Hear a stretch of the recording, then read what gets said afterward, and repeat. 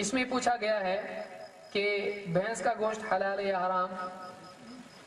دیکھیے امام ابن المنذر نے اپنی کتاب الاجماع میں، ان کی کتاب ہے ابن المنذر کی الاجماع، اور بھی کتاب ان کی ہے الاوسط بھی کتاب ان کی ہے، اس میں انہوں نے کہا ہے کہ اس بات پر مسلمانوں کا اجماع ہے کہ بھینس گائے کے حکم میں ہے.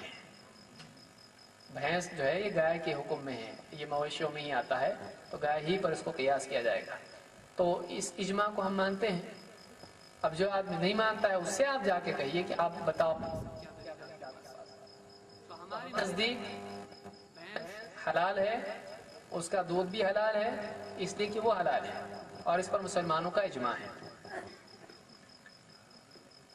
اور دوسری بات یہ کہ چیزوں میں ایک اصول ہے، اللہ نے ساری چیزیں ایمان والوں کے لیے بنائی ہیں، تو اصل چیزوں میں اباحت ہے، اصل اس میں حلال ہونا ہے. پھر جب اس کی دلیل آئے گی حرام ہونے کی تب اس کو حرام مانا جائے گا، ورنہ وہ حلال رہے گا. جس سے اللہ نے حدیث میں اللہ کے نبی صلی اللہ علیہ وسلم فرماتے ہیں کہ جن چیزوں سے اللہ نے سکوت اختیار کیا ہے وہ معفو عنہ ہے، اس میں کوئی پکڑ نہیں ہے، یعنی وہ منع نہیں ہے.